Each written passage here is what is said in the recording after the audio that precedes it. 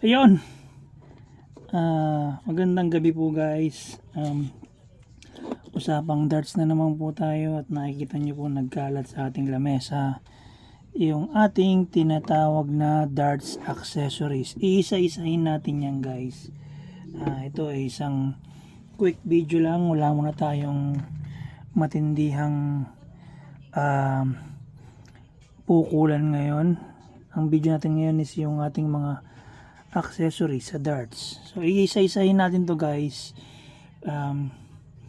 Dun sa mga eksperto, alam na nila to sa mga naglalaro. So ito lang is dun sa ating mga kasamang baguhan na nagsisimula pa lang sa darts. Okay. Unahin na natin yung mga basic components ng darts guys. Okay. Bumili tayo ng ating Robson plates. Ayan no. Ayan. Plates. Yan, plates.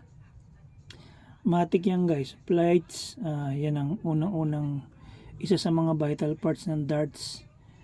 Dahil yan ay ginagamit para makapaglaro ka ng darts. Kung wala kang plates, hindi ka makakapaglaro. So yan, meron tayong bago. 4 galing sa Robson.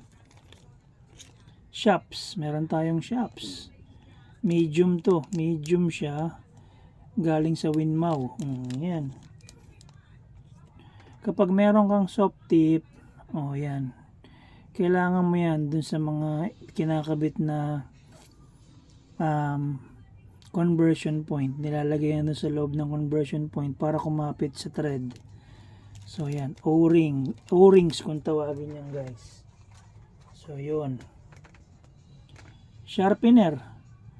Kapag gusto mong talasan yung point mo, yan. Kasama yan.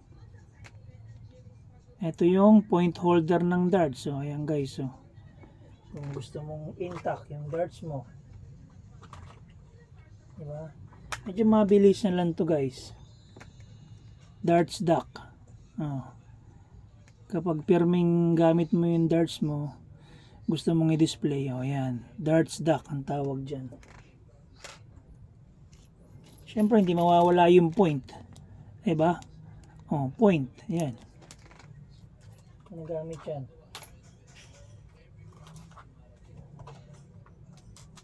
Ito guys, hindi ko alam kung ano to guys. Nasa Harrows ko to Ayan panukat yata to kung ano man. Ayan.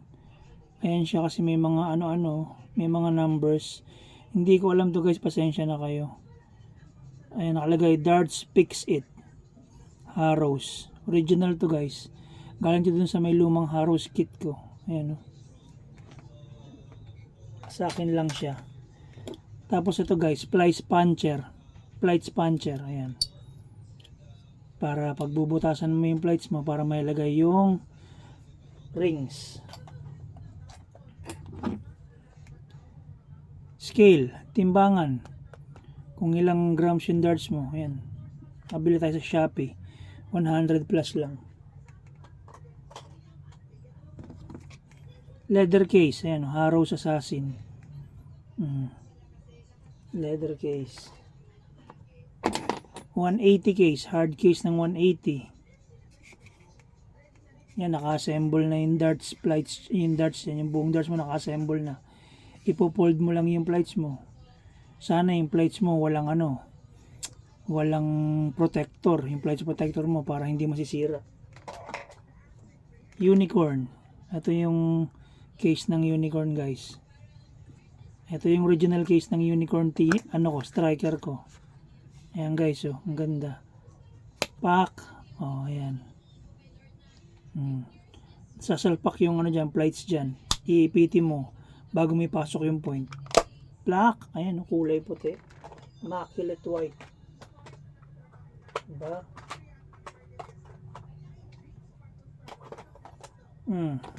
Repointer guys. Kung magpapalit kayo ng point ng darts, kailangan may repointer ka. Yan. Hanggang mga solid yung kailangan meron kayong mga ganyan. Yung pinakahuli guys, kasi nga tayo palagi tayo nagbebenta outside Metro Manila. Ayan. Kapag palagi ka nag-ship outside Metro Manila, ayan. Yan ang kailangan mo. LBC form, diba? Marami na tayong lumipad na ganyan dahil sobrang dami na nabenta natin. So yun guys, sabi ko nga sa inyo, quick video lang tayo ng ating mga darts accessories. So lahat yun nakita nyo maliban kay Jollibee. Anyway, guys, pag napadaan to sa inyo sa YouTube, nag-browse kayo, pa-like and subscribe naman po para dumami tayo. Ayan yung ating darts guys. Nakaayos naman yan, huwag kayong mag-alala. Hindi yan nagugulo. Ito, light protector, micro shop. Oh, ayan.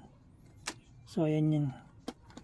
Ang gagawin ko ngayong update dito sa mga darts natin guys. Since pare-parehas na silang 24, nagdi-declutter tayo ng mga hindi 24 dyan. Inuubos natin para lahat 24 na.